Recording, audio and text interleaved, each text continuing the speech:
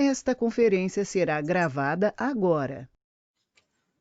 Bom, graça e paz, irmãos. Hoje, 21 de junho, nós vamos dar seguimento, o prosseguir com as lições que nós temos estudado durante esses 3 meses, Já são 3 meses trabalhando nesse formato.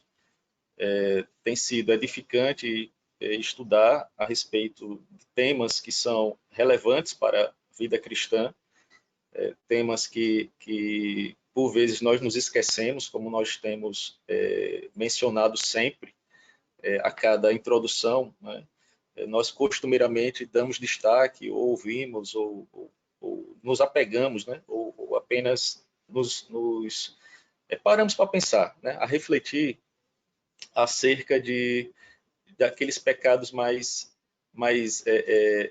vistos ou criticados, tanto pelo mundo lá fora, quando são aqueles pecados mais impactantes, como assassinato, como até mesmo furto, As pessoas se revoltam, tem gente até que releva, se esse furto for pouco, pequeno, isso não é pecado, enfim. E até na nossa comunidade, nas comunidades cristãs, nós temos a tendência de sempre buscar, enxergar em nós e muito mais nos outros pecados como idolatria, como pornografia, como adultério, como desobediência às autoridades, e até em alguns arraiais o pecado da blasfêmia e heresia. São alguns daqueles que a gente, normalmente, o nosso holofote, ele busca nas outras pessoas. Mas o intuito dessas lições que nós estamos tendo não é olhar para os outros. A intenção, a proposta do material que nós estamos estudando é que nós possamos refletir sinceramente, olhando para nosso coração. Essa é a proposta, e essa sempre será a proposta. Então, o que nós vamos estudar hoje é um tema que eu diria assim, que na escala, é como se a gente estivesse subindo numa escala de degraus negativos, ou em outra abordagem ou ilustração, como a gente estivesse descendo, evoluindo, na nossa vida. Então, nós vamos estudar hoje sobre ira. Então, para quem ainda não adquiriu ou queira adquirir futuramente, um livro que nós estamos tratando, e cada capítulo nós estamos tendo o privilégio de estudar domingo a domingo. E por que é que eu falo que é como se a gente estivesse chegando no ápice da nossa depravação com relação aos pecados ocultos, que é o tema do livro? Porque o autor ele dedica 2 capítulos especificamente sobre ira. Hoje nós vamos ver um pouco mais o lado teórico, mas ainda vamos adentrar em alguns aspectos práticos, ainda que não tanto profundamente, porque no próximo domingo, aí sim, vamos ter um capítulo especificamente, detalhadamente sobre como o autor chama, denomina, as ervas daninhas, da ira, ou seja, quais são o que é produzido por um terreno fertilizado ou semeado onde há ira. Então, nós vamos orar inicialmente e depois, então, a gente prossegue com a projeção e efetivamente com a lição. Vamos orar.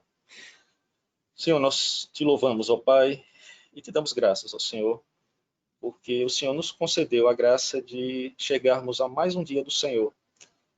Um dia, como nós temos aprendido, um dia de descanso para o teu povo, um dia de reflexão, ó Senhor, sobre os pecados que temos cometido, um dia de arrependimento, um dia de buscar, Senhor, o teu trono, um dia de abrirmos, ó Senhor, nosso coração para o Senhor em primeiro lugar.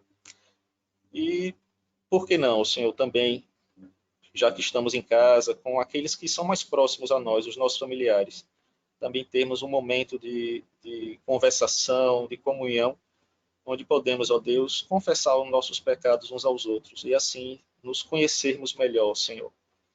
pois nosso coração é enganoso, ele esconde muitas coisas, ó Deus, que somente o Senhor, que esquadrinha profundamente os nossos corações, nos conhece.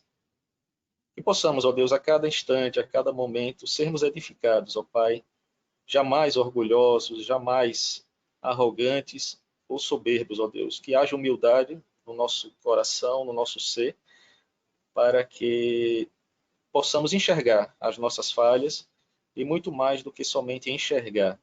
Podemos resolutamente, ó Deus, seja com resolução firme e propósito em Ti, ó Deus, de lutarmos e vencermos esses pecados que nos assediam, e muitos deles, ó Deus, que carregamos por anos e anos, são tão próximos de nós que ou não os enxergamos, ou então nos acostumamos demais com eles, ó Pai, ao ponto de não querermos que ele morra.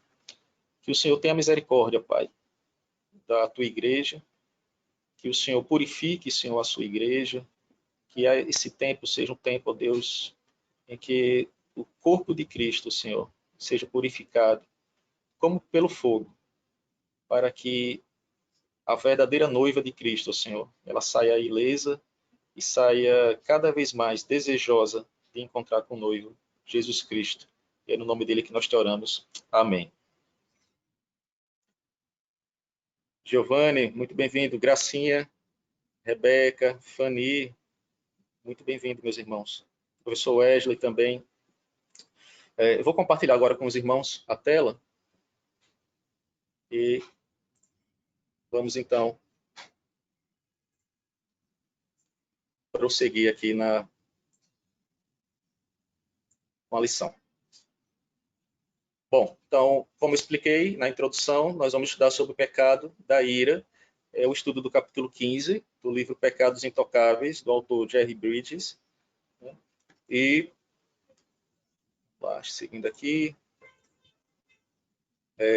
como sempre fazemos uma breve revisão acerca do assunto anterior, porque cada estudo desse ele tem um link com os estudos anteriores e é uma ponte para os próximos estudos. Então, domingo passado, nós estudamos sobre impaciência e irritabilidade e vimos pelo menos essas duas, de uma forma mais abrangente, pelo menos esses dois aspectos, né, do pecado da impaciência. Situações que nos levam a perder a paciência, e aí de uma forma super resumida, né? O que nos leva, né? Essas situações nos levam a perder a paciência por não suportarmos algo ou alguém, ou não confiarmos nas promessas de Deus. Então, nós vimos o aspecto da impaciência relacionado ao próximo, ou seja, as pessoas que nos cercam, sobretudo aos nossos familiares, que estão mais próximos de nós e são alvo, normalmente eles são alvo dos nossos pecados escondidos, né, ocultos. Quem mais do que os nossos próximos, a nossa família, para nos conhecer melhor até do que muitos que estão na igreja, no trabalho, enfim. E vimos também que o antídoto para o pecado da impaciência é a paciência. E vimos que a paciência ela é fruto do Espírito Santo. Então, Gálatas 5, 22 e 23 fala que frutos do Espírito e relaciona a paciência como sendo um fruto produzido pelo Espírito Santo que habita no cristão. Então, a verdadeira paciência ela só consegue ser identificada, vista na nossa vida, na vida dos nossos irmãos em Cristo, se estivermos sob a dependência do Espírito Santo. Que sem o Espírito, o que nós podemos ter no mais é uma falsa ideia de perdão, uma falsa ideia de que nós somos abnegados de alguma forma, que conseguimos nos controlar, né? A palavra é essa. Então, vimos que a impaciência, ela parte do pressuposto, a paciência, perdão, ela parte do pressuposto de que nós entendemos a necessidade de termos autocontrole, ou seja, domínio próprio, que também já foi uma lição que nós estudamos aqui. Né? Então, a impaciência é fruto de perda do nosso controle emocional, né? Perda do nosso controle da situação. E isso nos leva a termos uma segunda, né, faceta da impaciência, que é a irritabilidade. E por que é importante termos estudado esses dois pecados? Né? A irritabilidade podemos considerar quando algo nos impacienta de tal forma, ou seja, aquela gota que bate na rocha, aquele gotejar constante e nos faz irritar. E esses dois pecados, quando eles são potencializados, vai nos levar ao que nós vamos estudar a partir de hoje, né? Ou seja, a ira. Então, e aí nós vamos ver acerca da ira pelo menos 4 abordagens, tá? Nesse domingo. A ira legítima, ira pecaminosa, ira comum e ira contra Deus. Tá? Não vai ser propósito aqui no nosso estudo de hoje, considerando que a gente tá focando naquilo que do que é pecaminoso que está no nosso coração, não vai ser objeto de um estudo mais profundo acerca da ira de Deus, ok?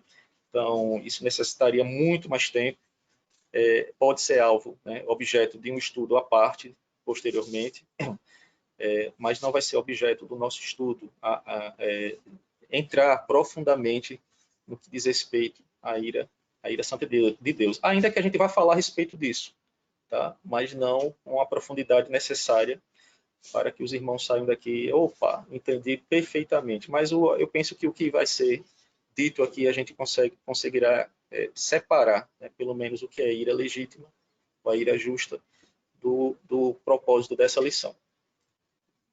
Então, primeira pergunta, né? O que é ira? Aí tem 3 imagens, e alguém já disse, né, que é mais fácil a gente dizer ou colocar exemplos, né, do que pode ser ira, do que conceituarmos com palavras. Né? Então, por exemplo, a primeira foto aí à esquerda é um cidadão que ele ficou irado porque a companhia de eletricidade foi e cortou a energia de sua casa. Então, ele teve um ataque de fúria e começou a depredar o carro, né? E tem N situações, né? Eu acho que as 2 semanas atrás, uma profissional da área de saúde, ela ficou extremamente irada com vizinhos seus no estado de São Paulo, na cidade de São Paulo, que estavam fazendo uma festa com som alto às 2 horas da manhã. E ela não conseguia dormir, tinha acabado de chegar do plantão no hospital, e ela, em um ataque de ira profunda, ela desceu com um martelo e começou a quebrar os carros também, que estavam estacionados em frente à casa que estava acontecendo essa festa. Uma outra foto aí que nós vemos é o ator Michael Douglas, né, em um filme famoso, Um Dia de Fúria. Eu acho que muitos já assistiram esse filme. Fala a respeito de um trabalhador que está voltando para sua casa depois de um dia estressante de trabalho, e o seu carro quebra, né, na avenida, na via, e foi o ápice, né? Ou seja, foi a fagulha que faltava para ele estourar. Né? E aí uma terceira imagem, também ilustrativa apenas, uma pessoa que está bastante irada no seu ambiente de trabalho, ou porque nada dá certo, ou porque o chefe pega no pé, e aí são situações. Os irmãos poderiam pensar, né, em N situações, imaginar N situações em que a ira ela é manifesta. Então, é fácil a gente identificar, né, pensar em situações em que a ira é manifesta. O que difere um pouco a ira da impaciência, né, nesse ponto? Né? A impaciência, você pode reagir de uma forma mais comedida, né? Você pode tecer palavras, como nós vimos e estudamos, que não são corretas, amarguradas, mas elas não chegam ao ápice de uma explosão, né? De uma explosão da emoção também. Ou seja, há uma mistura, há uma mistura de ingredientes que fazem com que haja uma erupção. E essa erupção, ela torna-se, né, ela é ilustrada como ira. Então, o meu slide aqui vai O próximo slide aqui fez um spoiler aqui para vocês. Então, deixa eu adiantar aqui. Ira. O que seria ira, então, conceitualmente? Sentimento intenso e profundo de ódio, cólera, mágoa e rancor, que normalmente é contra uma ou algumas pessoas. Então, ira é um profundo sentimento, né, de ódio, ou seja, a pessoa está enervada, ela está irada, é uma pessoa iracunda. Nós vamos ter pelo menos 347 na nossa tradução passagens que falam a respeito da ira, versículos bíblicos que remetem à ira. Isso sem contar com palavras correlatas, né? Ou expressões correlatas, né? Como rancor, ou então irai-vos. Né? Então, são várias palavras que existem, vários versículos na Bíblia, melhor dizendo, que vão apresentar esse sentimento na palavra do Senhor. Desde aqueles que são justos até aqueles que são objeto do estudo, que são pecado. Mas, a princípio, né, entendam, ele é um sentimento intenso, ele acaba sendo algo que está sendo alimentado, e ele vai crescendo. A ira, ela possui raízes profundas no nosso coração. Alguém já disse que vencer ou livrar-se do pecado da ira por conta das suas raízes profundas é semelhante a alguém se livrar do pecado da pornografia. Por ter um enraizamento tão íntimo e profundo no nosso ser que é difícil tratar.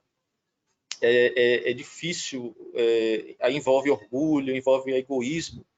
Então, é uma série, um conjunto de pecados que, se a gente colocar dentro de um liquidificador, né, e botar um pouco de pólvora e TNT, produz ira. Então, quando você vê uma pessoa irada, você vê, essa pessoa é colérica, né? Ela traz mágoa no seu coração. E aí nós temos alguns exemplos bíblicos. É rancorosa essa pessoa. Então, são adjetivos, né? São sinônimos, melhor dizendo, que remetem, né, à ira. Então, a palavra ira também no hebraico, ela tem uma raiz que é a mesma palavra hebraica para nariz ou narina. Né? Aí tem um exemplo aí, se vocês forem pegar em 2 Reis, segundo livro de Reis, 19 e 28. Deixa eu ler aqui rapidinho para os irmãos. Segundo livro de Reis, versículo 19, capítulo 19, perdão. Capítulo 19, versículo 28, diz assim a palavra do Senhor: por causa do teu furor contra mim, diz o Senhor, e porque a tua arrogância subiu até aos meus ouvidos, eis que porei o meu anzol no teu nariz, e o meu freio na tua boca, e te farei voltar pelo caminho por onde vieste. A palavra nariz, né, quando o Senhor diz, e porei o meu anzol no teu nariz, é a mesma palavra hebraica para ira. Eu não sei se vocês já perceberam, não? A pessoa, quando está irada, ela muda a sua feição. Existem até ilustrações, desenho animado, enfim, que quando demonstra a ira é como se saíssem vapores das suas narinas, né? A pessoa, ela muda a sua face, a sua feição. E em algumas pessoas as narinas, elas se dilatam, né?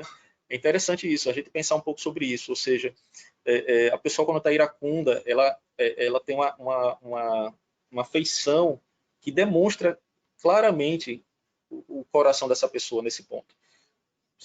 Seja por ranger de dentes, seja pela testa franzida. E a Bíblia, então, ela usa a mesma palavra para nariz, narina, e esse versículo aqui ele é interessante, que ele demonstra onde o Senhor, como o Senhor, como Deus, ele quebra, né, o arrogante, puxando pelas suas narinas, fazendo com que ele entenda quem é que manda, né, quem é o Deus de Israel. Então, a ira, conceitualmente, teoricamente, é isto aí. Ele é um sentimento de ódio, cólera, rancor. É um conjunto de pecados e sentimentos envolvidos que fazem com que a pessoa se ire.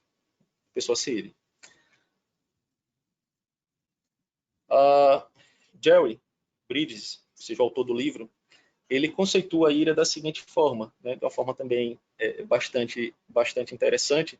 Ele coloca assim: é um profundo sentimento de rancor e normalmente de antagonismo, ou seja, eu sou contrário, a pessoa é contrária sempre a alguma coisa. Muitas vezes vem acompanhado de emoções pecaminosas e de palavras e atitudes, né, que magoam aqueles que são objeto de seu furor. Então, a ira é um sentimento antagônico. Eu sempre estarei contra alguma coisa, eu sempre estarei contra alguém. Demonstrarei isso de uma forma rancorosa, com emoção à flor da pele. O iracundo, ele não fala com doçura. O iracundo, ele fala com peso. O iracundo, ele fala com uma palavra impositiva, que vem a magoar aqueles que são alvo, né, do seu furor. Ainda sobre ira,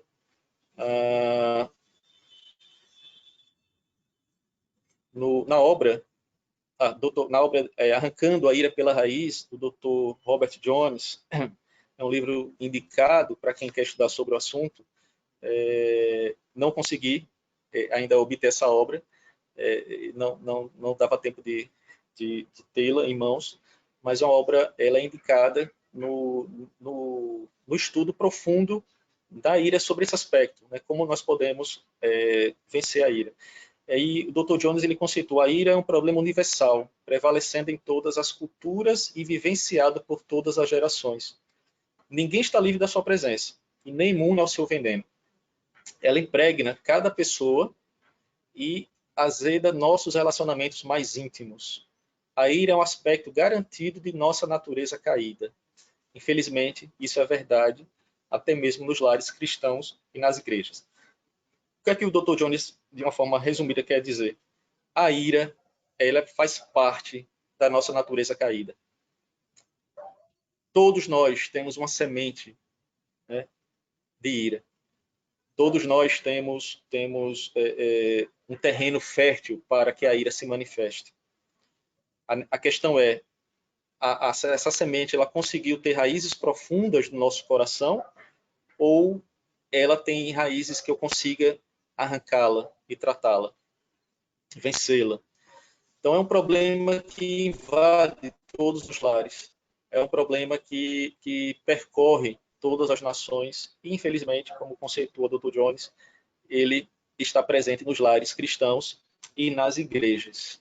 E como nós temos visto, irmãos, diálogos ou enfrentamentos de irmãos, né, em várias partes, né, do Brasil, mas falo especificamente no arraial evangélico, em que até líderes, né, eles utilizam o seu púlpito, né, para difamar ou demonstrar sua ira contra outras pessoas, né? Ano passado, ou há 2 anos atrás, se eu não me engano, 2 líderes evangélicos do nosso país trocaram farpas, demonstrando toda a carga pecaminosa do seu coração, um falando mal do outro, no púlpito, de onde deveria ser o local de propagação do evangelho, né? Do local que apresenta o perdão em Cristo, a necessidade de arrependimento e apresenta a verdadeira ira. A verdadeira ira é quando o Senhor ele se ira contra o pecado. Seguindo aqui, nós temos ainda, introdutoriamente, uma outra citação, não é? Na obra de Sêneca, sobre a ira, no ensaio de Sêneca sobre a ira, ele cita, né, na obra, a obra está citando Martinho Bracarense, foi um bispo, que ele cita o seguinte: a ira transforma todas as coisas do melhor e mais justo em seu contrário. Ou seja, aquela visão antagônica dada por Jerry. Quem quer que ela tenha atingido, a ira não consente que se lembre de nenhum de seus deveres. Incida ela em um pai, ele se torna adversário. Incida ela em um filho, torna-se parricida. Em sua mãe, torna-se madrasta. Em um cidadão, torna-se inimigo. em um rei torna-se tirano. Ou seja, quando nós estamos irados contra alguém, seja nosso pai, seja o nosso filho, a mãe, um cidadão, até mesmo o líder máximo colocado por Deus em uma cidade, estado, nação, a figura como nós enxergamos essas pessoas por estarmos irados, ela muda. Um pai passa a ser adversário, um filho passa a ser parricida, uma mãe passa a ser madrasta, um cidadão passa a ser seu inimigo e um rei passa a ser tirano. A ira, ela provoca, ela transforma o nosso entendimento, ela enlouquece o nosso entendimento. Eu espero que até aqui os irmãos tenham visto. E aí, entendido. E aí nós vamos entrar naqueles tópicos que nós colocamos lá nos primeiros slides. Né? Vamos falar um pouco sobre ira justa ou ira legítima, a ira pecaminosa, a ira comum e a ira contra Deus. Então, o que seria a ira justa? Quem poderia, aí no chat ou abrindo seu áudio, nos ajudar? O que seria a ira justa, no entendimento dos irmãos?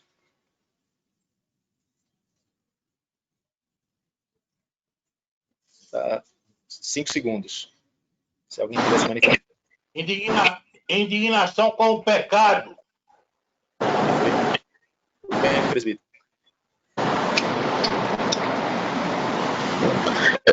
Seria indignação.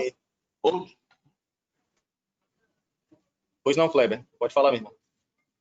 Indignação, o Fortunato resumiu tudo.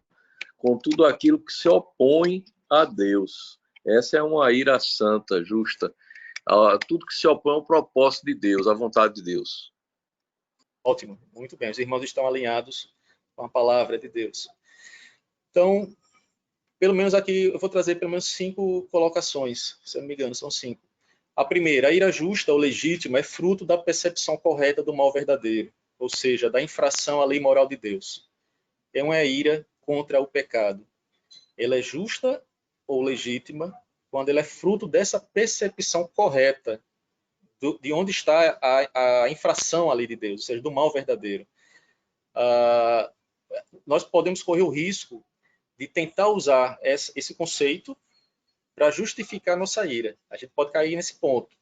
Mas se nós tivermos o entendimento correto, a ira ela é justa quando nós temos a correta percepção de que ela deve ser, ela está relacionada ou direcionada para o mal verdadeiro, que é a infração à lei de Deus, ou seja, contra o pecado. Segundo ponto, ela é centrada em Deus e na sua vontade. Ela não é centrada em mim e em minha vontade, em meus direitos e preocupações. Ou seja, um sentimento justo de ira é quando ele está conciliado, está conivente, está inteiramente centralizado na glória de Deus e no cumprimento da sua vontade. E não naquilo que eu penso, naquilo que eu acho, e nem nos meus direitos ou preocupações. Ou seja, isso aqui feriu ao meu ego, ou feriu o que eu penso sobre cristianismo, de forma alguma. Isso é um desvio, né, do conceito de ira justa, porque ela não está centralizada no foco correto, ou seja, eu preciso ser zeloso pela casa de Deus, pela obra de Deus, pela palavra de Deus. Eu preciso ser zeloso pelo nome de Deus, em primeiro lugar. Então, tudo aquilo que não glorifica a Deus, ele é alvo de uma ira justa.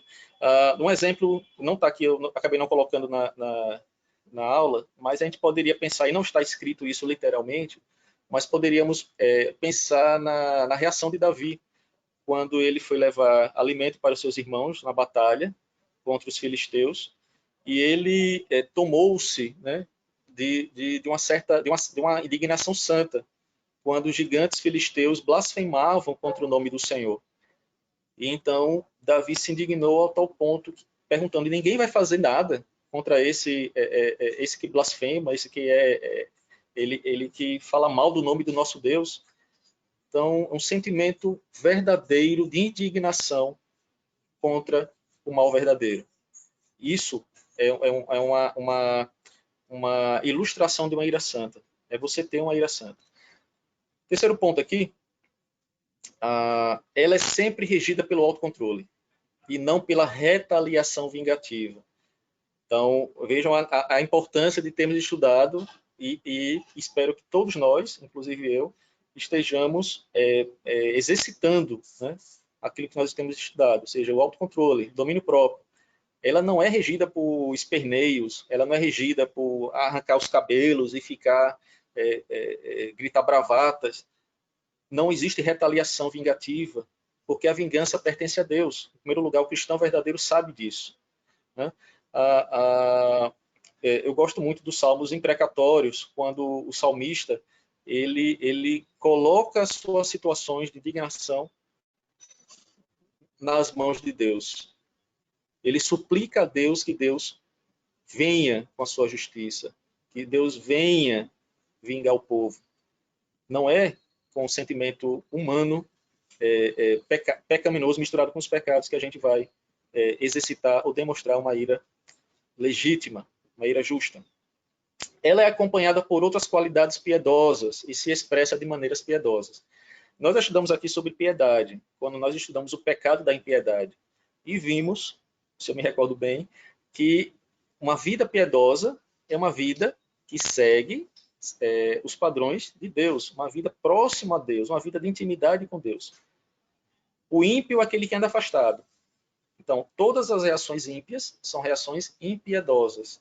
Uma vida de piedade é uma vida que se alinha com a vontade de Deus e busca adorá-lo. Então, percebam que tudo está ligado. Não existe estudos separados ou distantes conceitualmente. Tudo vai culminar na glória de Deus e na sua vontade, né? Na realização da sua vontade. Então, nós vamos aqui falar várias coisas em diversas lições, coisas que já foram ditas. Mas por quê? Porque elas são necessárias igualmente para glorificar ao nosso Deus. E, por fim, ela é comunicada aos homens pelo justo Deus. O que isso quer dizer? Ela é comunicada aos homens pelo justo Deus. A ira, assim como a justiça, o amor, a bondade, ele é um atributo de Deus. E Deus resolveu comunicar aos homens seus atributos, alguns dos seus atributos. Ainda que sejamos imperfeitos na efetiva realização desses atributos, nós ainda o temos. Então, como eu falei, o amor. Nós amamos porque Deus nos amou e Deus resolveu nos comunicar o amor, porque Ele é amor. Então, é um atributo de Deus que Deus colocou também e permitiu que o homem também tivesse. Então, se Deus não tivesse nos comunicado o que Ele é, o que Ele pensa, o que Ele sente, nós não poderíamos estar falando aqui que nós somos levados por Deus, conduzidos por Deus a termos reações de ira justa. Então, a ira é comunicada aos homens pelo próprio Deus, pelo justo Deus. E aqui nesse ponto que eu não vou adentrar, que nós não vamos falar profundamente sobre a ira de Deus, né? Como é que a gente percebe a ira de Deus? Então, a gente poderia fazer um estudo totalmente separado para entender melhor essa visão, né, de Deus. Mas a Bíblia ela é completa, ela é cheia de exemplos e exemplificações que demonstram quando Deus se ira. E toda vez que Deus se ira justamente, ou seja, de forma justa, de forma amorosa e de forma justa, porque Deus se ira contra o mal verdadeiro. Então, quando nós falamos lá no primeiro ponto, que a ira justa é fruto da percepção correta do mal verdadeiro, porque Deus nos comunicou que se quisermos andar, se andamos segundo a sua palavra de forma piedosa, uma vida piedosa, nós também faremos assim como ele faz, agindo corretamente contra toda e qualquer infração à sua lei moral. Então, a ira legítima ou justa é uma ira que o verdadeiro cristão, ou o cristão que é piedoso, ele pode experimentar. Ele pode experimentar. Ele deve experimentar. É a ira que é desejada, né, por Deus, que os homens façam e cumpram. Os homens façam e cumpram. E aí tem alguns versículos, se a gente fosse perguntar, me diga um versículo que exemplifique a ira justa. O primeiro versículo que vem à cabeça, ou se não lembrarmos o versículo, mas a primeira cena que nos vem à mente é Cristo expulsando os cambistas do templo. Então, Mateus 21, 12 a 13 fala, né? Tendo Jesus entrado no templo, expulsou todos os que ali vendiam e compravam. Também derrubou as mesas dos cambistas e as cadeiras dos que vendiam pombas, e disse-lhes, está escrito, a minha casa será chamada casa de oração. Vós, porém, a transformais em covil de salteadores. Então, aí está implícito o zelo do Senhor, né? O zelo do Senhor pela sua casa, o zelo do Senhor pela sua igreja, né? O zelo do Senhor demonstrado por essa ação de Cristo. Então, normalmente é um exemplo clássico que nós pensamos quando nós solicitamos um exemplo a respeito de uma ira justa. Mateus 21. Cristo demonstrando o zelo pela casa, a casa de Deus. Mas nós temos outros exemplos, né?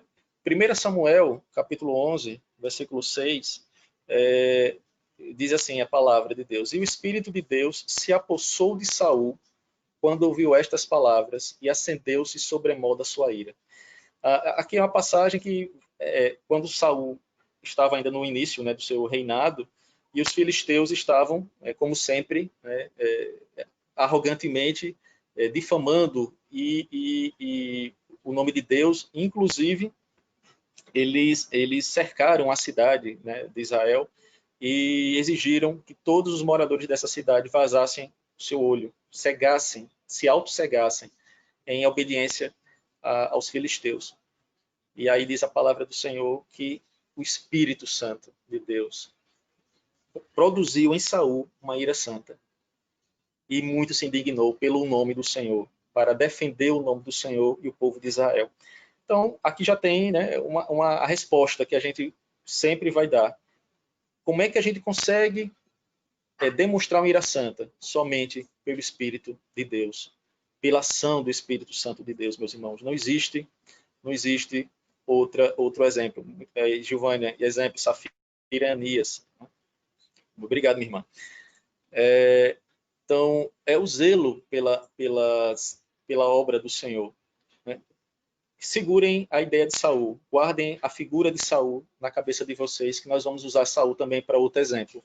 Então, demonstram que o Espírito Santo é quem produz, é quem nos capacita a demonstrar uma ira santa e justa, que está sempre ligada ao zelo pela palavra de Deus, indignado contra o pecado. E aí temos, né, também versículos que demonstram a necessidade do cristão ele demonstrar essa ira santa. Irai-vos e não pequeis, consultai no travesseiro o coração e sossegais. Salmo 4, versículo 4. Então a Bíblia permite que a gente tenha ira, quando ela é uma ira justa. E ela adverte da mesma forma: não pequem quando vocês se irarem. Consultem no travesseiro o coração de vocês e sosseguem ou descansem no Senhor. Descansem no Senhor. Entregue o seu caminho ao Senhor e o mais ele fará, diz a palavra do Senhor. E no Novo Testamento nós temos o mesmo versículo, citado por Paulo: irai-vos e não pequeis, não se ponha o sol sobre a vossa ira. Nós vamos estudar um pouco mais sobre esse versículo, ou utilizar melhor esse versículo, no próximo domingo, quando nós formos estudar as consequências da ira, nas consequências práticas da ira, quais são os pecados adjacentes que a ira provoca. Então, o que eu quero apresentar para os irmãos nessa primeira parte, falando sobre ira justa, de uma forma bem objetiva.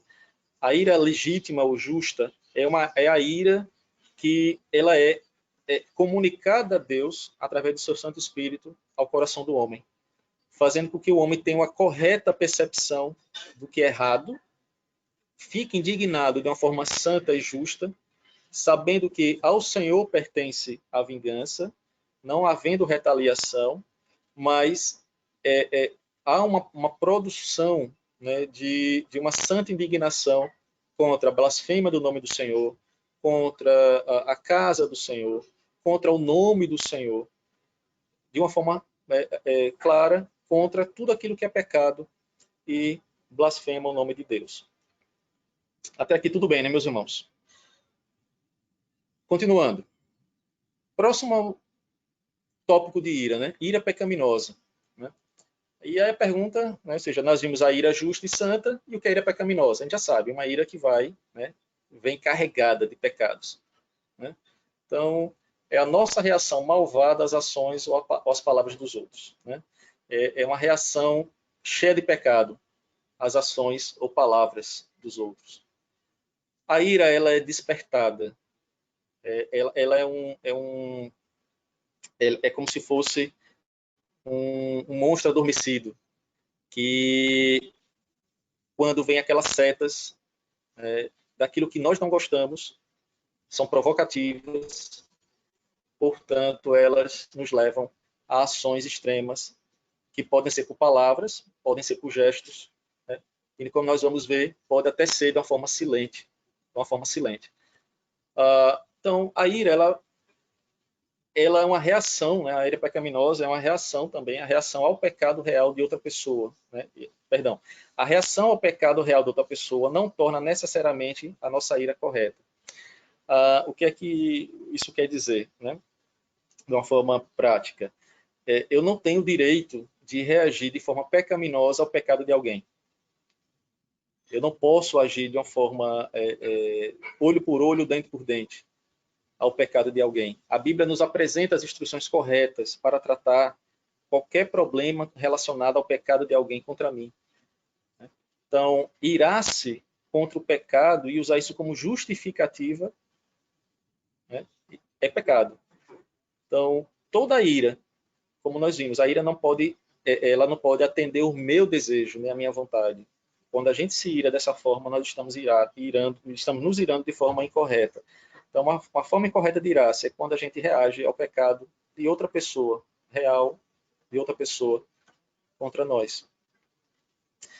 Sobretudo, se estamos mais preocupados com o impacto sobre nós do que com a quebra da lei de Deus. Então, vejam aí a cilada, né, que pode acontecer com aquele que pode estar utilizando o conceito de ira justa para justificar a sua ira pecaminosa. Vamos pensar o seguinte, eu abro essa sala aqui, a sala de escola dominical, e fico aqui esperando vocês por meia hora, e ninguém entra na sala. E aí, com uma falsa ideia de indignação, eu digo, poxa, mas ninguém quer ouvir a palavra de Deus. Mas se meu coração lá no fundo estiver, ninguém quis assistir a minha aula, a minha indignação, ela é perversa, ela é maléfica, né? Ela não tem a ver com um sentimento de engrandecimento e de glorificação do nome de Deus. Muito bem, Mateus, né? Colossenses 3, 5, 6. Fazei morrer, pois a vossa natureza terrena, prostituição, impureza, paixão lasciva, desejo maligno e avareza, que é a idolatria, pois estas coisas é que vem a ira de Deus sobre os filhos da desobediência.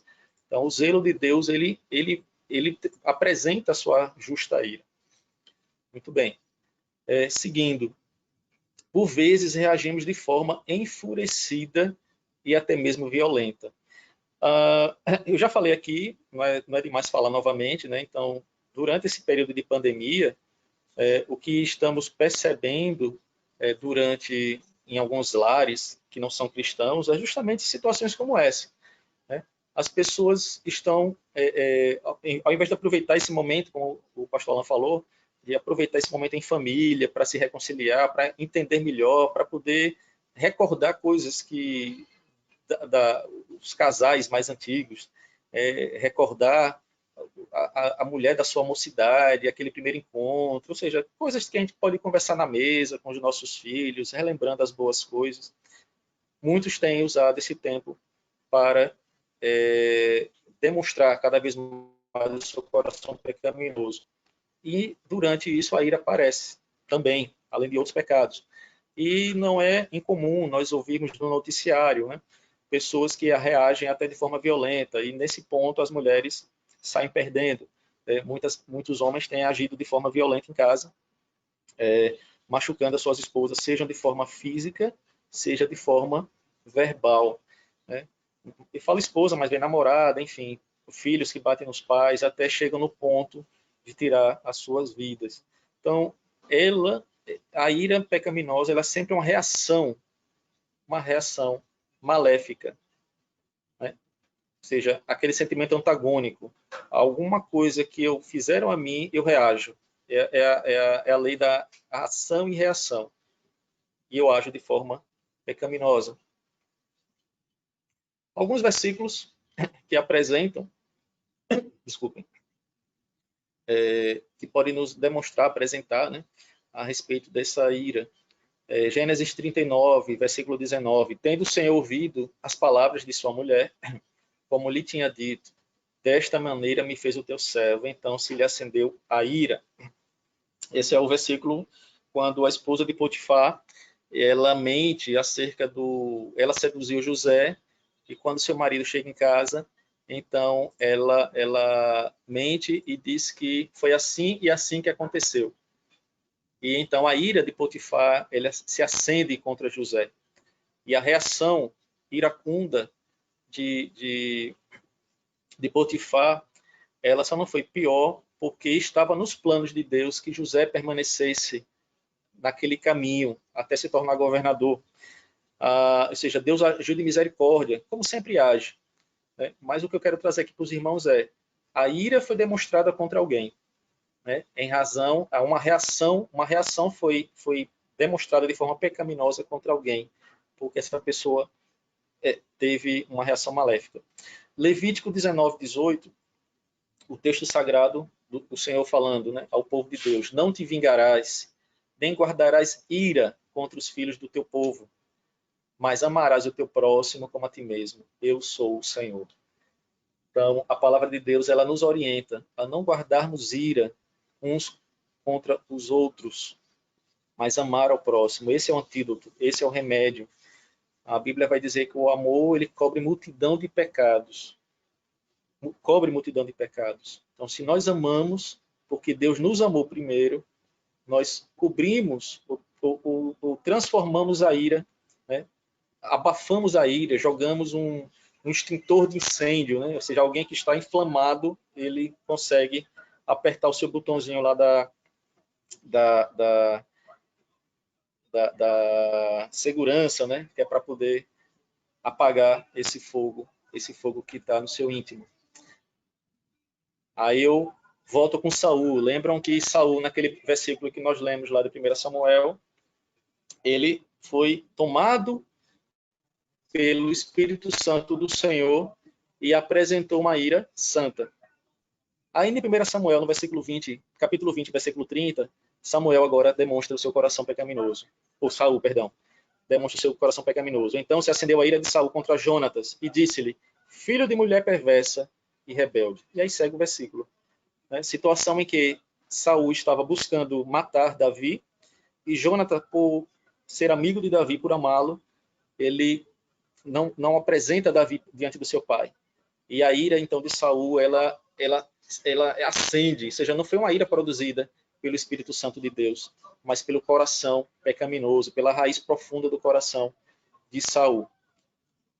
Então, além disso tudo que nós vimos, a ira pecaminosa, ela é quebra do sexto mandamento da lei de Deus.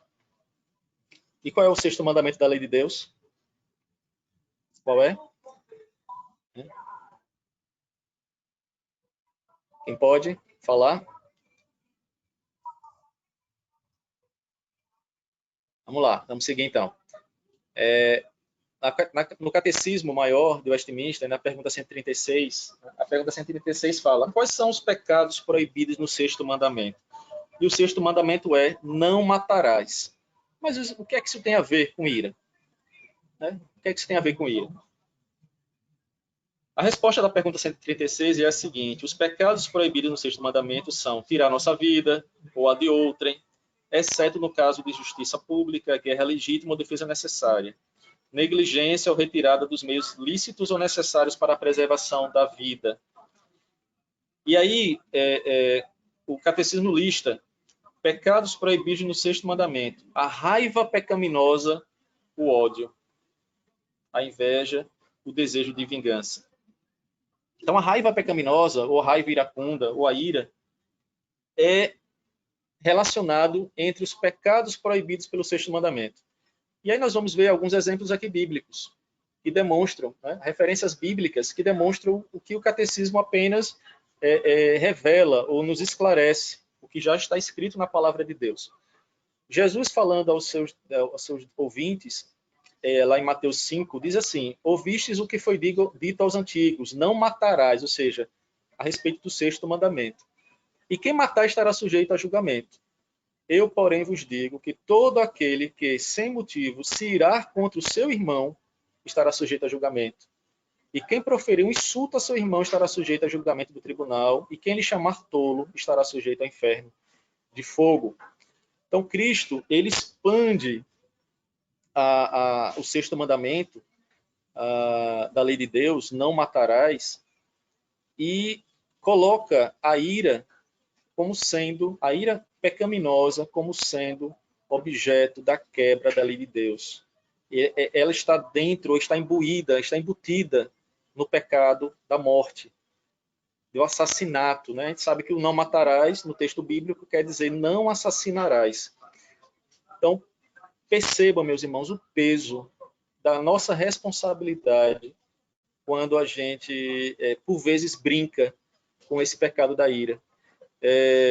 Que envolve orgulho, né? Muitas das vezes o pecado da ira ele está muito relacionado ao orgulho pecaminoso, que nós já estudamos aqui também. Aquilo que é provocado no meu coração e eu não demonstro nenhum exercício de querer melhorar na minha vida, resolver minha vida e seguir a palavra do Senhor. Então, o sexto mandamento, ele diz: não assassinarás. Cristo então diz: eu, porém, vos digo que todo aquele que se irá contra o seu irmão está sujeito às penalidades do mesmo mandamento. Apocalipse vai dizer que no céu não entram os assassinos. Vejam o peso da responsabilidade que nós temos de buscar sinceramente refletir a respeito desse ponto. Às vezes a gente diz assim, como nós já falamos aqui mais uma vez, vamos falar, acho que é terceiro ou quarto, nós temos o mau costume de dizer: eu sou assim mesmo, eu não vou mudar porque meu coração é assim. De fato, se você não buscar arrepender-se e buscar o auxílio do Espírito Santo, você permanecerá assim nos seus pecados. Permanecerá. Um outro texto, também muito direto, é em 1 João, capítulo 3, versículo 15. Todo aquele que odeia seu irmão é assassino. Que é um texto mais direto do que esse? Ora, vós sabeis que todo assassino não tem a vida eterna, permanente em si. Então, a ira, voltem lá nos primeiros conceitos, é um sentimento profundo. Ele não é um sentimento raso. Ele é um sentimento que tem raízes ruins e profundas no nosso coração. E nós temos um mau costume de alimentá-lo e dizer, de uma forma bem prática: eu continuo irritado com meu irmão, irado com meu irmão, e eu não vou perdoá-lo até que ele venha falar comigo. Ou não é isso que a gente faz? Ou não é assim que a gente reage? Foi ele que pecou contra mim. Então ele é quem deve vir falar comigo. Essa produção, esse alimentar a ira internamente, nos torna, segundo a palavra de Deus, assassinos. Porque nós permanecemos odiando o nosso irmão. Nós permanecemos nos irando contra o nosso irmão. E eu quero dizer aqui que a ira, nesse sentido, não necessariamente é uma ira que traz reações externas. A ira, ela pode permanecer sendo cozinhada dentro do nosso coração. A gente acaba não externando isso. As pessoas não percebem explicitamente isso, mas você sabe como está o seu coração.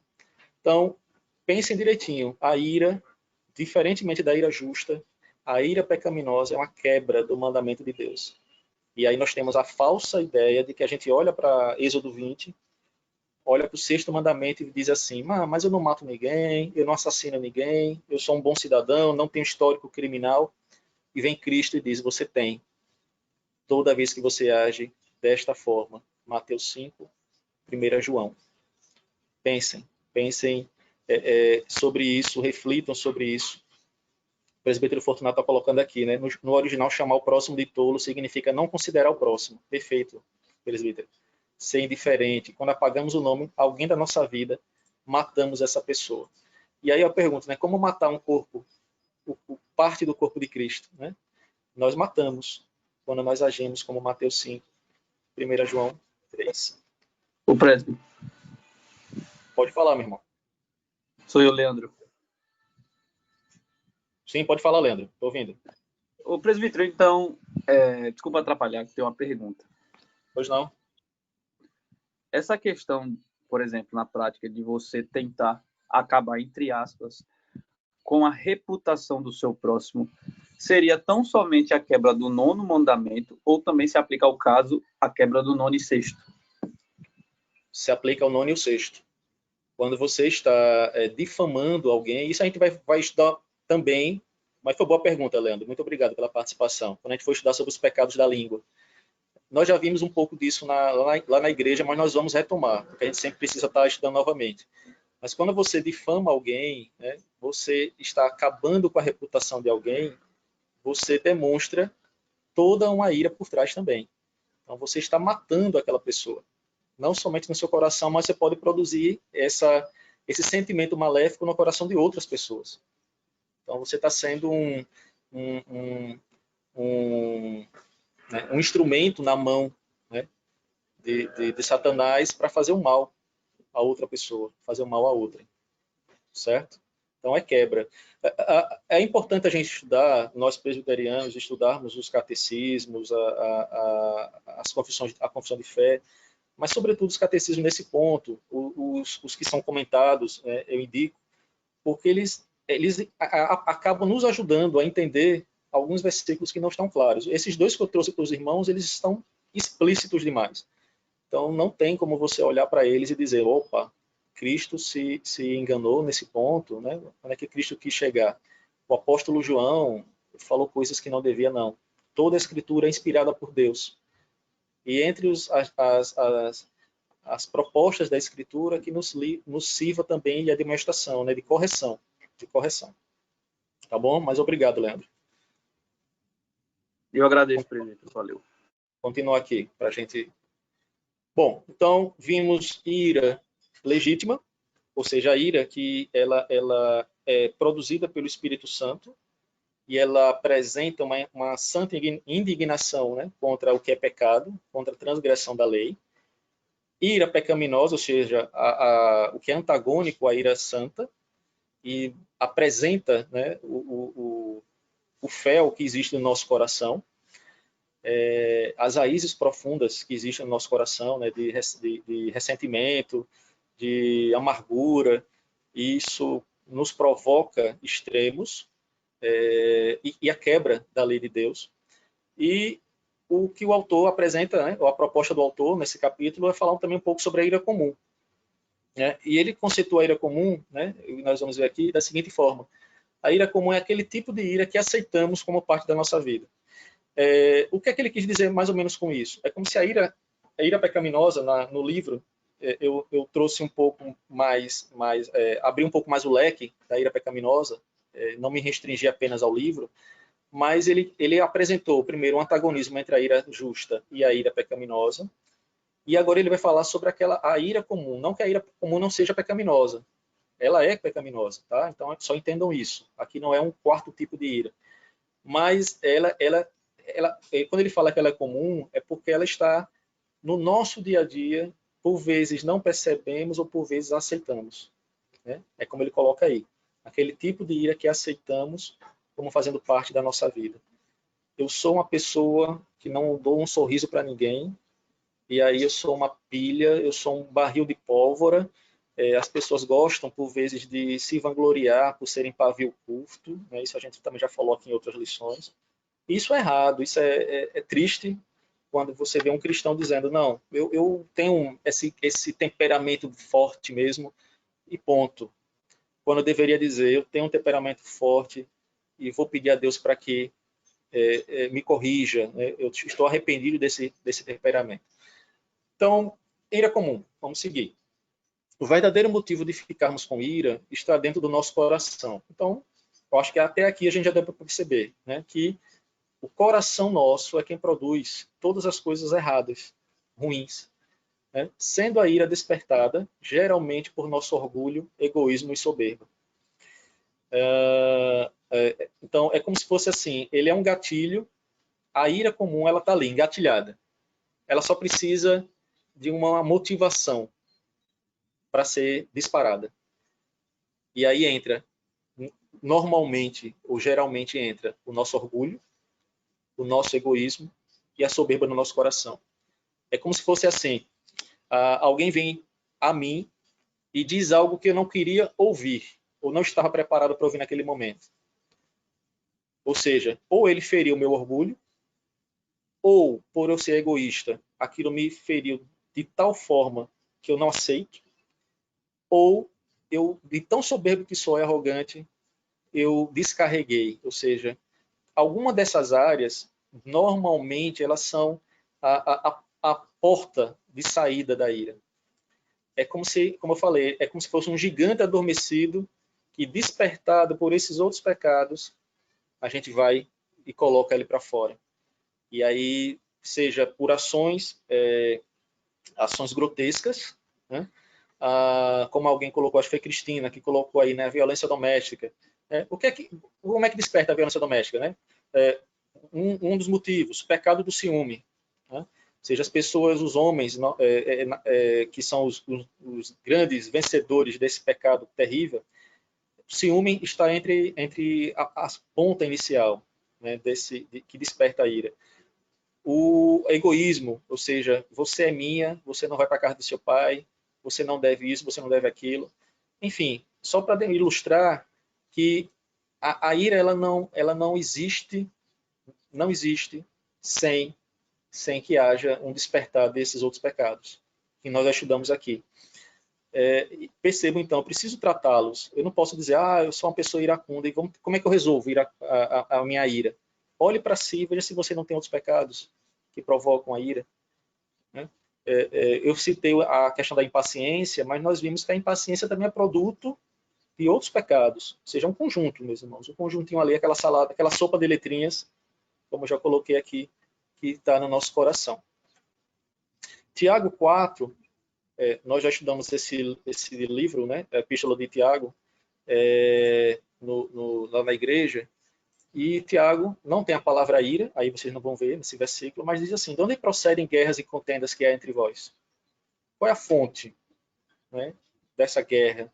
Qual é a fonte da nossa raiva? Qual é a fonte da nossa indignação, do nosso questionamento maléfico?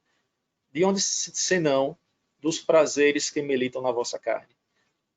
Ou seja, eu me iro pecaminosamente sempre que alguém me afeta, sempre que algo me ofende, de uma forma mais potencializada ou de uma forma menos potencializada. Tiago na completa, viveis a lutar e a fazer guerras, ou seja, o coração do homem é um coração que produz guerras, ele é iracundo por natureza, Então, alguns exemplos. Ficamos com ira, por exemplo, são exemplos apenas, os irmãos podem pensar em N aí, exemplos. Ficamos com ira quando alguém, né, nos maltrata de algum modo. Então, essa é a forma mais típica. Né? Ou seja, quando nossa reputação, o caráter foram postos à dúvida.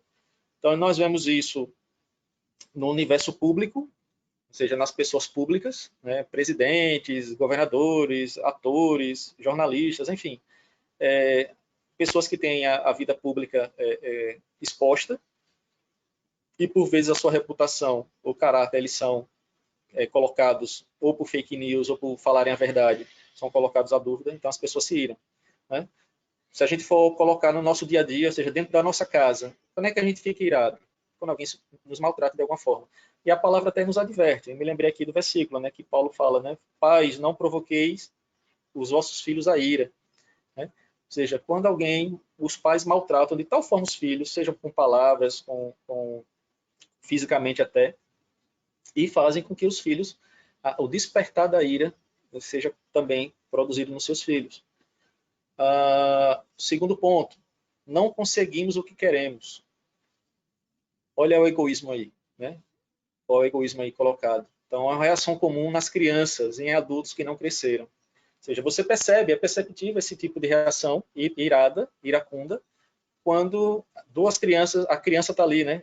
Aquela criança que está no supermercado e começa a chorar porque queria aquele biscoito Bono, e o pai não vai comprar, porque etc, etc, etc. A criança se joga no chão e começa a chorar, a espernear. E nós vemos isso, infelizmente, também em adultos que não cresceram, permanecem no leite espiritual, porque não conseguiram o que queriam, porque não consegui me eleger para ser um oficial da igreja, ou então porque não consegui com que meu pedido fosse aceito, ou então porque eu não consegui que meu aniversário, esqueceram o meu aniversário de falar meu aniversário lá no boletim, enfim, várias coisas simples e algumas mais complexas que demonstram o nosso coração pecaminoso. Terceiro, ficamos com ira quando reagimos à ira de alguém. Então, pessoas que não verbalizam, mas nutrem o ressentimento. Também vai ser objeto do nosso estudo no próximo domingo. Então, as pessoas não verbalizam, mas nutrem a amargura no seu coração. Isso acontece muito. Casais que, ao invés de colocarem as questões na mesa para dialogarem, e como o versículo que nós lemos lá de Efésios, né? Não se deixe o sol se pôr sob vossa ira, mas aí uma das partes não reage ou não coloca, né, o seu anseio à mesa e começa a nutrir, alimentar a ira internamente. Então, nós reagimos por vezes de uma forma explícita, seja violenta até, mas também reagimos de forma não verbalizada. E isso aí fica interior no nosso coração. Então, como lidamos normalmente com a ira? Vamos adiantar aqui por causa do horário. Com palavras agressivas e maldosas, isso já foi dito. Então, como normalmente lidamos com ela. Com comentários depreciativos ou sarcásticos. Aí, Leandro, entra a questão aí da difamação, né? Ou seja, como normalmente lidamos normalmente com a ira. Então, ficamos irados com alguém, e aí nós começamos a falar mal daquela pessoa, ou para ela ou para as pessoas da igreja. Vamos falar sobre comunidade cristã, né? Começamos a falar mal dela para outras pessoas. Então, essa é uma reação. É um pecado que nós cometemos, ou seja, a nossa reação à ira. Terceiro ponto, internalizando a ira em forma de ressentimento e amargura, foi o que eu comentei anteriormente, ou seja, você acaba não explodindo, mas você começa a alimentar encher um barril de pólvora dentro de você. E naquele dia, como aquele filme Um Dia de Fúria, explode tudo, né? Então, você internaliza tanto que um dia você vai colocar para fora. Isso acontece, infelizmente, com os casais. Seja, depois de anos de convívio, aí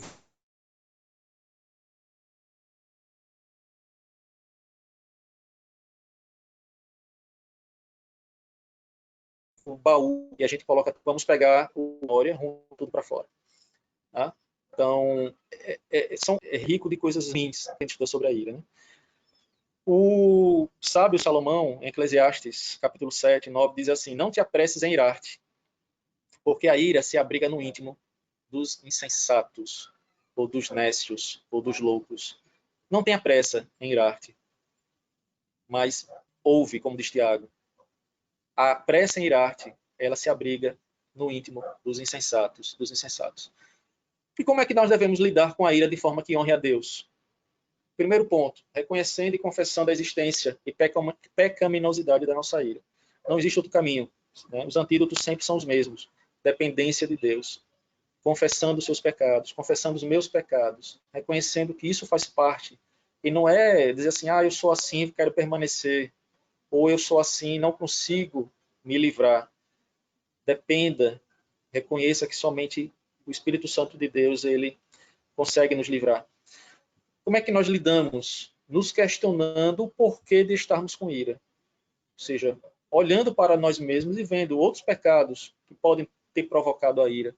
O orgulho, egoísmo, idolatria, ou seja, como o presbítero Fortunato colocou na aula passada, salvo engano, na retrasada. Tudo isso aí gira em torno de idolatria. Ou seja, eu em primeiro lugar. Eu em primeiro lugar. Eu sou o meu ídolo. de forma que eu fico irado quando alguém afeta esse meu culto a mim mesmo. Então, precisamos nos questionar o porquê de estarmos com ira. Terceiro ponto, mudando nossa atitude em relação à pessoa ou pessoas que desencadearam a nossa ira. E aí, mais uma vez, existe um antídoto. Mateus 15, Mateus 18, salvo engano. Precisamos apresentar diante das pessoas que nos provocaram a ira, de uma forma amorosa, as nossas queixas. Né? Ou seja, diante da pessoa, buscando em amor, resolver esse problema. Se não resolver, os passos bíblicos também são ensinados pelo próprio Cristo. Uma outra forma de mudar a atitude é usando a fórmula bíblica. O amor cobre uma multidão de pecados. Isso é um ponto, não sei se eu vou falar aqui à frente, deixa eu ver se é. Ainda não, então deixa eu voltar aqui. Esse é um ponto interessante porque de um exemplo bem prático, né? Um casal ou até mesmo um relacionamento de namorado onde há quebra do mandamento, né? A pessoa adulterou, enfim. E uma demonstração. Aí você tem duas visões, ou dois caminhos, isso não vamos falar lá no final. Dois caminhos a serem seguidos para uma pessoa. Ou ela fica irada, e aí entra no caminho da pecaminosidade, né? Ou ela, em amor, exercita o perdão. Como é que a gente resolve? Mudando a nossa atitude em relação à pessoa. Ou eu fico irado, ou eu uso perdão. E isso honra a Deus, porque é o ensino da palavra do Senhor. E louvado seja Deus pelos casais que se reconciliam usando a fórmula bíblica. Então, Efésios 4, versículo 32, também nos demonstra, né, como honrar a Deus. Antes, sede uns para com os outros benignos, compassivos, perdoando-vos uns aos outros, como também Deus em Cristo vos perdoou. Então, se Deus nos perdoou a nossa incredulidade, a nossa arrogância e nosso pecado, nós devemos também perdoar uns aos outros. Colossenses 3, versículo 13. Colossenses 3, versículo 13. Suportai-vos uns aos outros, perdoai-vos mutuamente, caso alguém tenha motivo de queixa contra outra pessoa, contra outra. Assim como o Senhor vos perdoou, assim também perdoai vós. Então, são reações que honram a Deus para a gente abafar a nossa ira ou curar esse sentimento ruim. Provérbios 10, versículo 12. O ódio ou a ira excita contendas, mas o amor cobre todas as transgressões. Era esse versículo que eu queria citar quando eu falei a respeito, dando o exemplo dos casais. O amor cobre todas as transgressões. Se você crê, se eu creio na palavra de Deus, eu preciso crer que, exercitando o amor de Deus, somente na dependência dele, nós conseguiremos vencer não somente este pecado, que é profundamente enraizado, mas os outros também.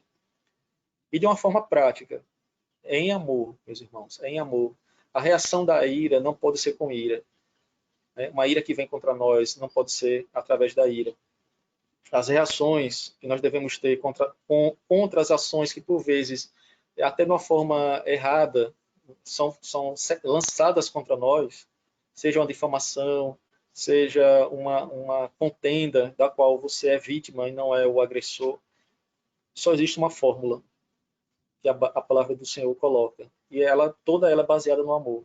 Quando Jesus fala que nós devemos não perdoar 7 vezes, mas 70 vezes 7, dando a ideia de extensão infinita, tudo isso é baseado no amor de Deus. Tudo é baseado no amor. Não em nós mesmos, mas no amor que emana do trono de Deus. Ainda, como devemos lidar com a ira de forma que honre a Deus, entregando a Deus a situação que ocasionou a nossa ira, né? Entregando a Deus, assim como Davi fez várias vezes nos Salmos, né? Precisamos reconhecer que qualquer situação que nos tenta a ira pode levar-nos, isso que eu estava explicando, a 2 caminhos, ou ao pecado ou a Cristo e seu poder santificador. Qualquer situação, ou eu peco ou eu coloco diante de Deus, que Ele é minha rocha e fortaleza. Jó, capítulo 5, versículo 2, diz: porque a ira do louco o destrói, e o zelo do tolo o mata. Ou seja, o ciúme daquele que é tolo, é insensível, é nécio, ele mata. A ira do louco destrói a sua vida. Não somente a dele, né? A gente acaba entendendo e percebendo que expande, o contexto é muito maior do que limitado à sua própria vida, mas também a sua família, o seu próximo, seus relacionamentos. E, por fim, nós vamos ver aqui a ira contra Deus. Tá? Motivos comuns que demonstram estarmos com ira de Deus. E aí alguns motivos, né, que o autor traz para a gente. Deus me decepcionou, né? Deus está contra mim, né? Deus está com ira de mim, né? Deus me abandonou. E aí vocês podem pensar em outros motivos que nosso coração ele demonstra ira contra Deus. Agora percebam, aquele que nos amou e nos livrou do império das trevas, que nos concede bênçãos infinitas, nós ainda temos a capacidade infeliz de nos irarmos contra Deus. E aí, isso mesmo, Cristina, os casais precisam exercitar amor e misericórdia. Amor e misericórdia. Essa é a fórmula de um casamento longevo. Deus me decepcionou. Ou seja, quantas pessoas nesse tempo de pandemia estão pensando, ou estão dizendo, ou estão brigando com Deus de uma forma irada, porque o seu parente, o seu ente querido, o seu cônjuge, o seu filho, foi levado por Deus, foi chamado por Deus. Né? Quantas pessoas não dizem, né? Deus está contra mim porque ele não me abre nenhum caminho. Né?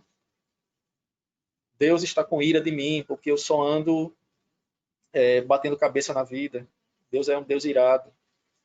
Deus me abandonou. Quantos de nós já não pensamos dessa forma em algum momento da nossa vida? Desfrutamos desse desprazer de estarmos irados contra aquele que deu seu filho para que a sua ira justa não recaísse sobre nós. Mas essa é a nossa cara, né? Essa é a nossa real situação de miseráveis pecadores, quando nós lutamos de uma forma errada, né? E falamos coisas que não se devem ser ditas contra Deus. E a pergunta é pecado? Pois não, meu irmão, pode falar. Fica à vontade. É só uma coisa para você acrescentar e refletir. Todas essas situações que você colocou como ira contra Deus pressupõem a existência de Deus. Perfeito. Deus me decepcionou, é correto? Volte a esse slide. Ele pressupõe, Deus me decepcionou, Deus com ira de mim, Deus está contra mim, Deus me abandonou, pressupõe a existência de Deus. Mas tem uma outra situação, como a gente falou sobre indiferença, que é do ateísmo mesmo, né? Ele se ira com a concepção da existência de Deus. Ele diz que a religião ópio, né? Eles consideram e se iram com a existência desse Deus que a gente prega, desse Deus que a gente adora, Deus que a gente louva. Essa é uma situação muito pior. Sim, muito senhor. pior. Quer dizer, estão no mesmo nível, né? Se irá contra Deus. Mas a negação da existência de Deus e de se irá com aqueles e com esse Deus que nos, entre aspas, ludibria, né? Nos engana. É só isso. Ok. Sim, senhor. Irmão, foi obrigado. Eu que agradeço a intervenção do irmão, porque ela foi correta. Tem um salmo, depois os irmãos leiam o Salmo 2, fala um pouco do que o Fortunato comentou, e demonstra essa ira mesmo dos gentios, né? Porque se enfurecem os gentios e os povos imaginam coisas vãs. Os ímpios, eles se enfurecem, eles se iram, de fato, contra a existência ou a negação, melhor dizendo, de Deus. E, por si só, já demonstram que acreditam que o Deus que eles não creem existe. Parece meio estranho, mas é isso mesmo. A Fanny está perguntando aqui, qual deve ser a reação apropriada do cristão quando a ira do próximo leva esse próximo ao pecado e a quebra da lei, e as autoridades o deixam impune? Quando a ira do próximo leva esse próximo ao pecado e a quebra da lei, e as autoridades o deixam impune. Em primeiro lugar, Fanny, o direcionamento bíblico, o Cristo já nos dá o direcionamento que é: você primeiro deve conversar com aquela pessoa, ou seja, tentar confrontá-lo em amor para que ele se arrependa do pecado. E esse pecado ser confessado. Se ele não for, não reagir positivamente, a palavra dada, a orientação de Cristo é que seja informado ou leve outras testemunhas, né, 2 ou 3. Se ainda assim não há arrependimento, apresenta ao conselho da igreja essa situação. Né? Nada fica impune aos olhos de Deus, né? Não há nada que seja encoberto ao Altíssimo. Por vezes nós nos demoramos a reagir, ou seja, nós temos o mau costume, diria assim, como membros de igreja, aguardar que somente os líderes tomem uma primeira ação, mas na verdade todo membro do corpo de Cristo, ele é vocacionado por Deus, né? Ou melhor, ele é convocado por Deus para poder também fazer essa primeira etapa, né? Então, não, é um trabalho que, por vezes, não é simples de ser feito, a depender da pessoa que vai ser confrontada, mas é o caminho bíblico. Primeiro, conversa com esse irmão para ganhá-lo para Cristo, para que ele se arrependa e confesse o seu pecado.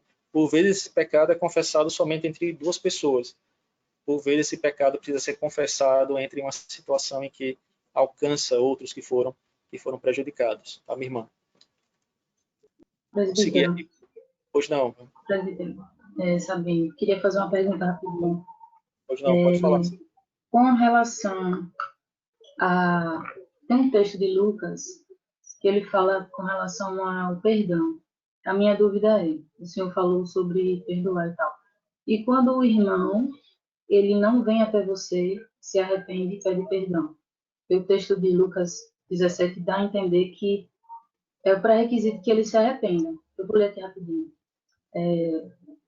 Lucas 17, de 1 a 4. Jesus disse a seus discípulos: sempre vão acontecer coisas que farão com que as pessoas pequem, mas ai daquele que as provoca.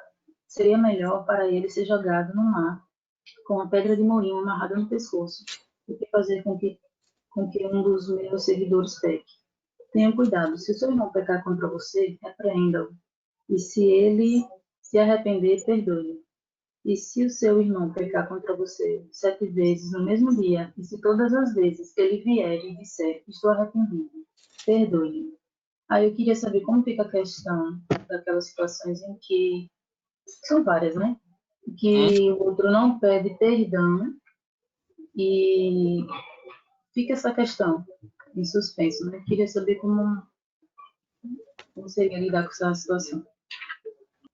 Deixa eu ver se eu entendi. Você está perguntando se você pede perdão a alguém e essa pessoa que foi ofendida resolveu não perdoar, é isso? Não, quando o outro... Existe uma situação em que o outro me ofendeu e não pediu perdão, mas eu devo perdoar mesmo sem ele me pedir perdão? Mesmo sem ele se arrepender? Sim. Porque o texto dá a entender que ele precisa se perdoar, como se fosse um pré-requisito. E fazendo um link com o Pai Nosso, também é como se nós precisamos confessar nossos pecados, pedir perdão a Deus, e assim Ele nos perdoará. E é um pré-requisito também que nós perdoemos nossos irmãos para que Deus nos perdoe. Ou seja, é como se houvesse um custo também para o perdão de Deus para nós. Aí eu queria entender um pouco melhor sobre essa questão. Certo, 2 coisas. Vamos lá. O contexto da bíblico vai demonstrar que não somente aquele que foi o ofensor deva ter o primeiro passo, deu o primeiro passo para se reconciliar. Tá? Então, a resposta que eu dei a Fanny pressupõe que aquele que foi ofendido busque o seu irmão, ou seja, há um caminho de 2 vias. Né? Há necessidade de que as 2 partes elas se reconciliem, e isso não é prerrogativa exclusiva daquele que ofendeu. Por vezes, aí agimos também em pecado quando isso acontece naturalmente, infelizmente, ou seja, não, eu não vou pedir perdão a ele ou a ela, porque foi ele ou ela que me ofenderam. Então, eles têm que vir aqui. Isso a gente, em aconselhamento de casal, ouve muito isso. Ou seja, ele tem que vir primeiro a mim, ou ela tem que vir primeiro a mim, para que eu a perdoe ou o perdoe. Então, como eu respondi a Cristina aí no chat, né, o exercício da misericórdia ele deve ser feito constantemente. E a misericórdia nada mais é do que não dar a alguém aquilo que ele merecia, né? Ou seja, é agir com graça e misericórdia. Quando se fala, e Cristo usa o exemplo lá da oração do Pai Nosso, né? Demonstra muito mais do que uma moeda de troca, ou seja, eu vou perdoar alguém se Deus me perdoar, ou então, se Deus me perdoar, porque Deus me perdoou, eu vou perdoar alguém, então somente por isso. A essência é muito maior do que isso, ou seja, o amor de Deus é tamanho que a gente não merecia nada, absolutamente nada, tudo foi dado por graça. O perdão de Deus, que Deus nos concedeu na cruz em Cristo, foi puramente graça. E por ter uma vida agradecida a Deus, eu me espelho naquele que me salvou, que é Cristo. E procuro viver como Cristo viveu. E aí, falando sobre o perdão, perdoando. Uma das máximas de Cristo foi quando Cristo disse na cruz: Pai, perdoa-lhes, pois eles não sabem o que fazem. Então, o perdão, nesse aspecto, Sabrine, ele não pode ser entendido como eu só perdoo se alguém me perdoar, né? E aí demonstra um coração egoísta, se a gente pensar dessa forma. Ou seja, eu primeiro preciso receber os benefícios, falando do meu relacionamento com o próximo, para eu poder seguir adiante. Mas pense sempre o seguinte, né? Como a gente estava conversando no início, vou usar uma palavra que eu citei, uma expressão que eu citei. Deus nos comunicou N atributos seus, e um desses atributos é o perdão, né? A capacidade de perdoar, ela é produzida no coração da nova criatura, né? Produzida no coração da nova criatura. Então, a gente não pode cair na armadilha de aguardar alguém vir pedir perdão. Essa é a questão. Essa é a questão. Kleber quer falar, Kleber? Pode falar, meu irmão. Sim, meu. É só contribuindo aí um pouco a esse debate, é o seguinte: o modelo do cristianismo é altamente elevado. Então, se a gente olha as outras religiões, se fala sobre perdão, mas se pressupõe uma coisa recíproca, até certo ponto. Enquanto no cristianismo não, porque o modelo é o modelo de Cristo. E Cristo não esperou receber o perdão por alguma coisa que ele tivesse feito. Antes, ele se doou completamente, injustamente, né, sendo acusado, para que os nossos pecados fossem perdoados. Então, quando a gente perdoa aquele que nos ofende, a gente está buscando ser como o nosso Senhor, como o nosso Salvador. Ou seja, ele não tinha culpa, mas sofreu uma punição por causa dos nossos pecados. Ele nos perdoa os pecados. Então, esse é vamos dizer assim, o ponto-chave do Evangelho. O perdão de Deus em Cristo, que a gente deve exercer na nossa vida, deve ser assim. Ainda que o meu inimigo, ou o meu irmão, ou aquele que me ofendeu, não me perdoe, não peça perdão, eu devo perdoá-lo. Então, esse é o desafio do cristianismo. Qualquer Sim. outra coisa fica diferente do cristianismo. Perfeito. Só para a gente seguir, eu vou até ver aqui quantos slides ainda faltam, para até não demorar muito, mas eu vou dar só um exemplo aqui. É um relato, né, do presbítero Renato, que ele gosta muito de falar a respeito disso, e serve também como exemplo, né, para nossas vidas. Ele conta, né, que certa vez ele foi tomar um remédio, uma vacina, uma injeção na farmácia, e como o presbítero Renato ele é muito brincalhão, ele chegou e disse ao farmacêutico, né, rapaz, você vai me aplicar isso, você quer me matar? Porque o rapaz ia errando a dose, na verdade, né? Mas não ia matá-lo, não. E o farmacêutico simplesmente falou palavras impropérias para ele e ficou com raiva, né? Ou seja, reagiu de uma forma grotesca. E isso incomodou né, o nosso irmão, o presbítero Renato, e ele conviveu com isso durante anos, viu, Fanny e Sabrine, durante anos, e ele conta que 10 anos depois ele encontrou com esse senhor no calçadão, o abordou e disse: fulano, você lembra de mim? O rapaz: não lembro não. Aí ele disse: fulano, você é aquele da farmácia, tal, eu preciso do seu perdão. E o rapaz: mas por quê? Não, porque eu saí muito magoado daquele dia, porque eu falei algo que não deveria ter falado para você, e olha que foi uma brincadeira apenas. E o cidadão, ele conta a Renato que o cidadão disse: não, tudo bem, eu lhe perdoo pelo que você falou. Renato disse que não sabe quem era, ou seja, não era de alguém do convívio, era apenas um farmacêutico X. E naquele dia o coração de Renato, ele fala isso com bastante alegria. Mudou completamente porque ele saiu alegre, sorridente, louvando a Deus no calçadão. Ele conta, a gente começa a rir. Mas demonstra isso que o Kleber falou.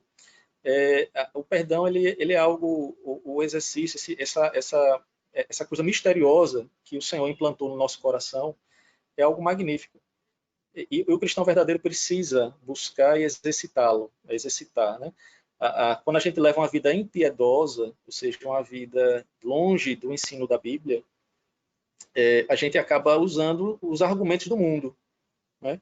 Só faço se ele fizer, só vou se ele vier, enfim. E aí, isso a gente infelizmente encontra na igreja, nas igrejas, nas casas, dentro do quarto, né? Entre os casais. Infelizmente, é uma raiz, por isso é uma raiz profunda. A gente vai falar um pouco disso no domingo que vem. Uma das produções erradas ou maléficas da ira. A ira não fica somente num grito e num desbravar, né? Ou seja, eu sou cristão, eu não bato na minha mulher. Vamos falar assim, pá. Mas a ira, se não tratada, ela produz muita coisa ruim, mas muita coisa mesmo. Entendeu? E isso nos afasta não só do próximo, mas principalmente nos afasta de Deus. Nos afasta de Deus. Meus irmãos, deixa eu ver quantos slides faltam aqui, porque eu não quero também me demorar muito, já são 12h40. Se for o caso, a gente continua na aula que vem. Eu acho que eu vou fazer isso, tá? Próxima aula a gente continua daqui, a ira contra Deus, e a gente segue com outro capítulo. Eu dou o final deste e o final do próximo capítulo, e o próximo capítulo completamente, tá bom? Eu prefiro, porque a hora já está avançada, eu não quero tirar o almoço dos irmãos. Eu vou aqui cancelar o nosso compartilhamento.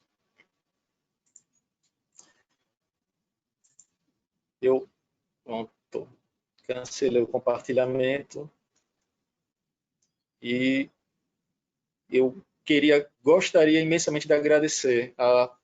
Fiquei muito feliz hoje com a participação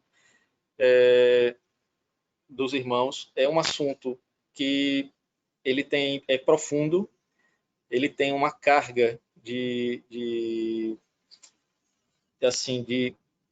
é um peso, digamos assim, é um peso muito denso para a gente tratar, carregar, né? E tratar. Tá? Então, assim, eu queria abrir, quem quiser comentar ainda, pode comentar antes da gente encerrar a aula. Eu dou a palavra para os irmãos, mas eu encerro aqui e deixo para continuar no próximo domingo, porque ainda tem muita coisa para falar. Eu só queria pontuar o que você acabou de explicar para a Fanny, que eu acho que é importante, porque tem situações realmente, como você falou, são bem difíceis. E em que ainda você tem uma situação difícil, você sabe que o outro precisa lhe pedir perdão, não veio te pedir perdão, mas você foi humilde e foi até a pessoa e pediu perdão, e ainda assim a pessoa não teve a humildade. Aí quando o senhor falou que nem sempre a reconciliação é possível, é nesse sentido que eu quero falar, porque é importante saber como lidar, né? Porque senão a gente vai viver uma vida que, como é que eu posso dizer? Uma subserviência, uma humilhação que talvez Deus não tenha requerido de nós. Né? É nesse sentido que está tentando mostrar. Não sei se você entendeu. Sim, eu até coloquei lá, né, a resposta. Eu botei infelizmente. Então, não é algo que deveria ser o padrão.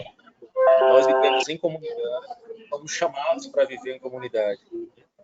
Então, o corpo de Cristo, ele passa por situações e vive situações em que somos provados, a dia após dia, né? Somos provados por Deus a vivermos conforme a sua palavra. E fruto do nosso pecado, Sabrina, é justamente que situações como essa que você citou aí, minha irmã, e eu fui lá, pedi perdão e a pessoa reagiu negativamente. A gente precisa estar preparado, inclusive, não só emocionalmente, mas descansando no Senhor, descansando em Deus, a respeito disso. Próximo domingo a gente vai tratar um pouco mais. São pontos que densos. Eu vou deixar o Fortunato, o senhor dar uma palavra. E aí, os irmãos queiram contribuir, fiquem à vontade, podem colocar suas perguntas, tá bom? E a gente está aqui para aprender mesmo uns com os outros.